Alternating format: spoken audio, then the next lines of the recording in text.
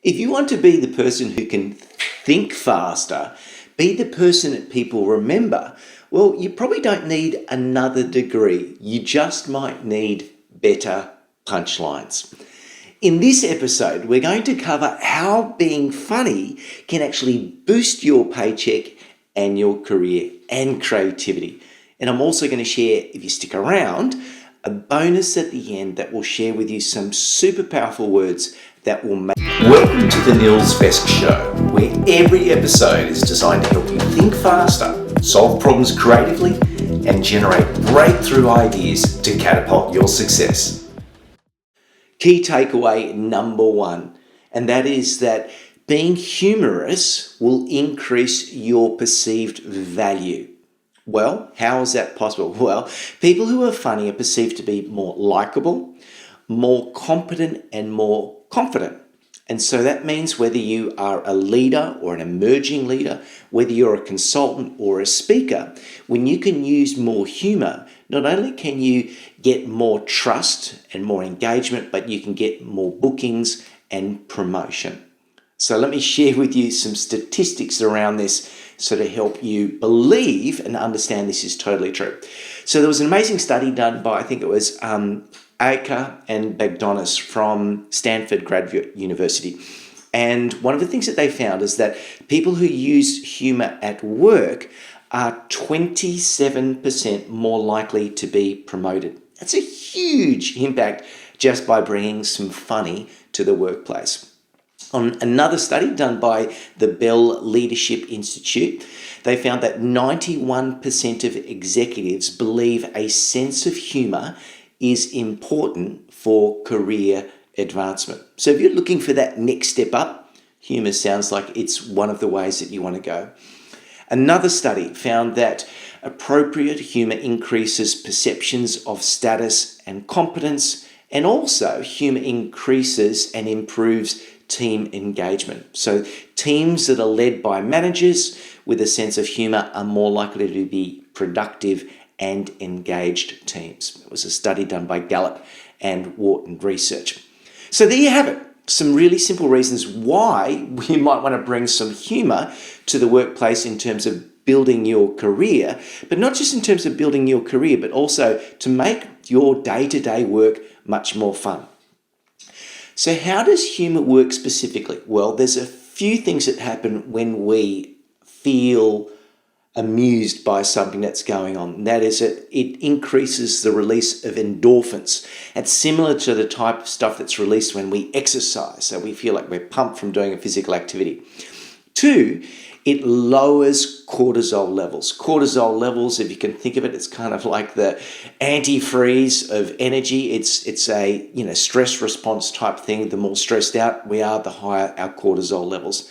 And number 3 is it increases our dopamine levels. And dopamine is something that's often released, believe it or not, in the activity of sexual shenanigans with your partner and the sort like that. So there's some of the reasons. And so here's the thing, is that we found that the brain, the human brain, loves patterns. And I've often said in our creativity talks that the brain is a patterning machine.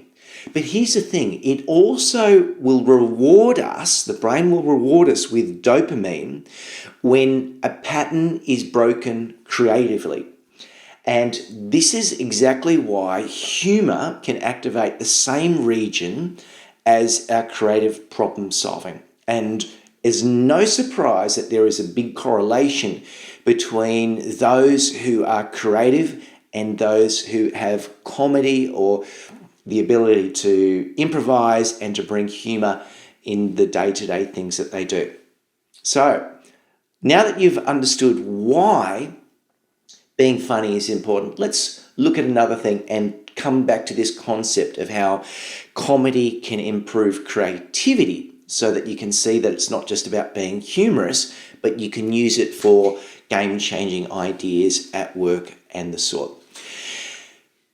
And to help explain this, I want to go back in time to a guy by the name of Dr. Barry Kudrowitz. At the time, he was doing a thesis at MIT, and he had this concept, his belief that maybe there are certain people who have more creative ability, or they use techniques, or maybe people could become more creative.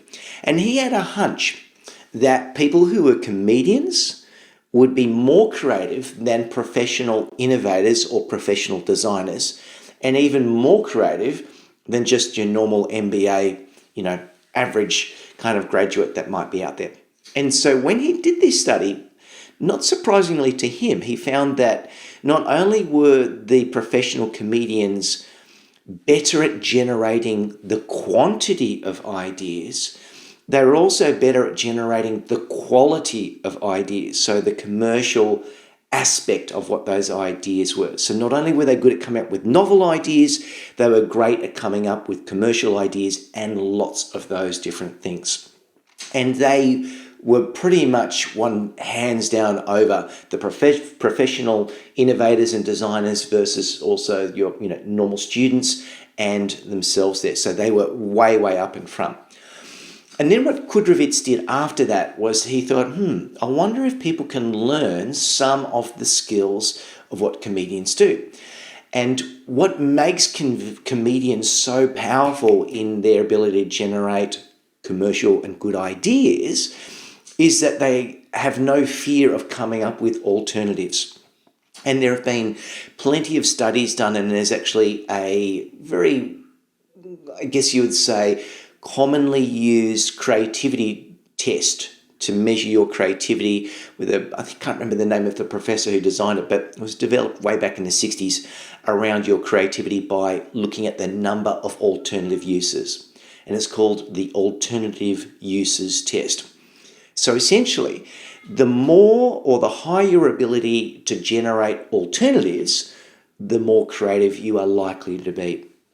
And so one of the things that Kudrovitz did in this study was, could we teach people improvisation skills, and would that help them to increase their creativity? And lo and behold, yes, people could learn how to do improvisation techniques and their creativity increased a very significant amount. We're talking like 25 to 28% and the likes like that. So you might be thinking, well, how does that relate to me? Do you need to become a comedian? No, but you could take a leaf out of their thinking so that you could use it to not only generate great ideas, but also so that you get more buy-in, more likability, more confidence perception and competence perception with the teams or people that you're working around to accelerate your career. Does that make sense? Cool. So there are, a stack of improv activities that you could do. One of the things that we love to do when we run our workshops with our clients or when we're doing one-on-one mentoring is the game and then. So the line that someone might have to say 4 words and then they add the words and then. So she had funny glasses and then it passes on to the next person and the sort like that. We can also do improv games for ourselves when we look at random objects and make associations around it and try to build it through that way. But the more we can build our improv muscle and our alternatives muscle, the easier it is to generate game-changing ideas. Something else that's really interesting of what comedians do, if we think about it, is that they use a structure to generate and to write ideas. Now, early on, you might recall I spoke about breaking patterns. And one of the things that comedians do is they use a setup to a joke to help us to create, I guess, a pattern, expecting us to go somewhere like from point A to point B. And instead of taking us there, they take us to point beta, something radically different that makes us go, oh, God, that was unexpected, but it makes sense and it's kind of fun in a likable way, and that's where we get that release of dopamine and we feel good about it. Here's some ways that you can start to use humour, because you might be going, well, when do I be funny? Well, you could use humour in terms of presentations, in pictures, in emails, in advertisements. I'll tell you a bit more about that in a second. And just basically to get email replies from different people. I think there was some research done that just adding the word in a proposal saying, this is my best offer, and by the way, if I throw in a pet frog, I'll even throw in a pet frog. And that apparently just that one little line increased the success rate by 20%. Why? Because people like to be amused, and we get so serious that we forget about those different things. So yes, humour sticks in our minds, and it's worth doing. To give you another example of something that I did recently, my partner, wife Anna, and I were trying to get rid of an old piano. We were given it for free, so it wasn't really worth anything. The only thing that was remarkable about it was white. And when I looked at Facebook on Marketplace, every piano out there was, that people were trying to give away were just up there for months and months and months. People just don't want to get them because they're hard to move, they cost money, it's hard, all that kind of stuff. And so I thought, maybe we need to make some humour to this. So I created some copy around this, just little advertising copy that kind of said, this piano, will it turn you into Mozart overnight? No. But will it give you street cred and make you feel like you're a Bond villain in one of the latest Bond movies? Yes, it will. And it continued with this kind of tongue-in-cheek about, 7 ways that you can use this piano. Impress your friends at home at a dinner party. Use it as a backdrop for your next video. X, Y, and Z. I had all of these things in there just saying why it was so good and why you become the life of the party. And I started to get responses straight away. And we got rid of it and even got a lot of presents from the person who was actually getting it off our hands. So humour works. Okay, so you might be thinking, what might humour actually look like? Well, one of the things that you can do is to think about this, what I call a setup and a punchline. So the setup is something that creates an expectation. It's something that's got to be bit relatable, something that is almost, I guess, logical for the people that you're sharing with, for their brain to follow. And when they're starting to head down that familiar road, the brain starts to go, okay, I know where this is going. And then that's when you throw in the punchline. And the punchline is what breaks the pattern, but in a way that still connects. So it can't be too far removed, but it's still got to have some connection in some sort. And this is when it makes sense in hindsight, is kind of in a jiffy we go, oh, that's right, it does relate to that. And then we start to find ourselves having a laugh. So again, we want to make it surprising, not what they expected. We want to make it still relatable, and then we kind of make it short. The shorter it is, the better it is. Okay, so let's take this idea of the setup and the punchline for a bit of a run, and let's put it in the business context. Let's say you're an emerging leader, or you're a CEO or a consultant. You're trying to sort of break the ice a little bit, get people a little bit more engaged and having a bit more of a better time. And let's say there's something around a meeting and go, oh God, not another meeting. So you might draw fun to that, or throw some rocks at it, and you could talk about the never-ending meeting. So your setup might be something like, well, our last meeting could have been an email, but we seem to have turned it into a trilogy. So set up that meeting could have been probably done with just an email, but we ended up turning it into a trilogy, being the punchline. Yep. Let's say we want to throw rocks at a client of ours that's taking forever to come back with a decision. We could say something like, well, just revising, they make decisions really quickly there. That's the setup. And then the punchline is just not the same year that they talk about them. So again, setup, getting us to think about, they actually make decisions really quickly there, but just not the same year they talk about them. Another little setup, let's think about the overthinking culture.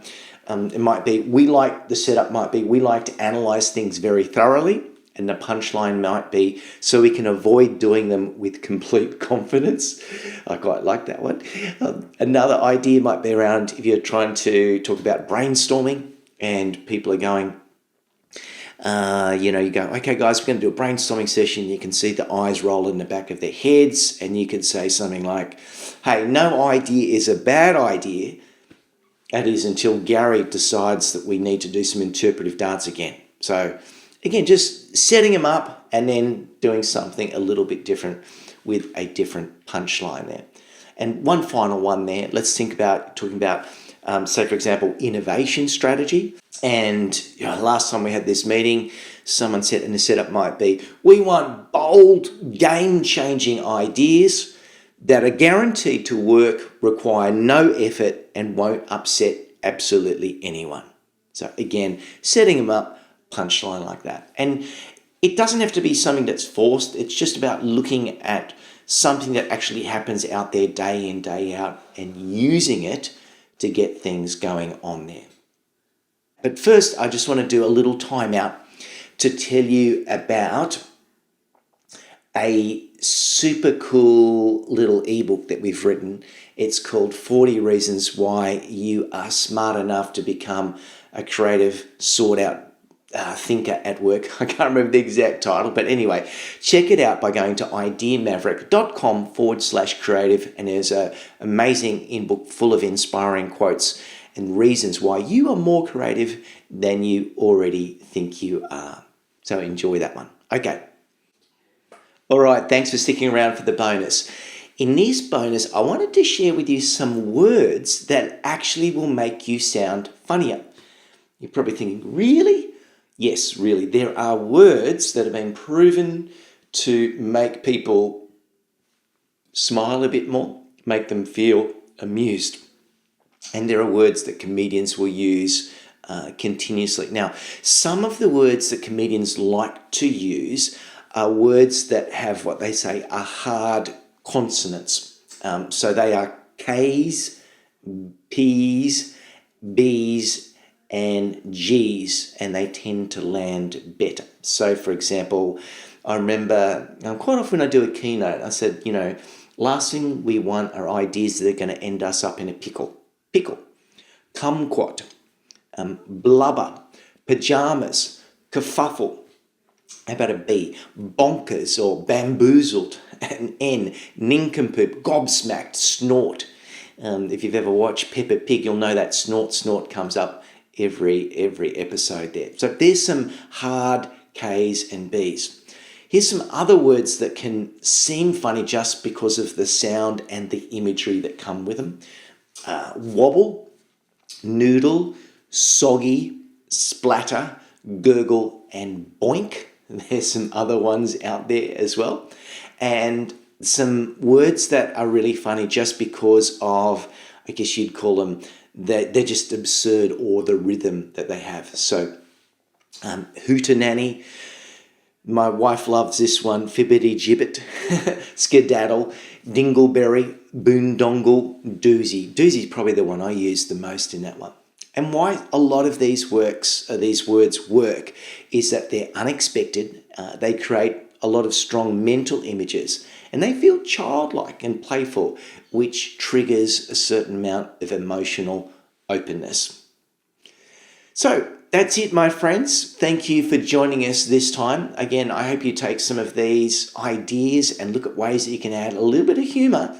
And you know what? If you can make someone else smile, it's going to make their day, even if they don't necessarily promote you or to do business with you. But again, the research shows that it can actually increase our likability and perception of competence and confidence, and also adding a touch of humor can increase in our sales copy to get more sales through the door.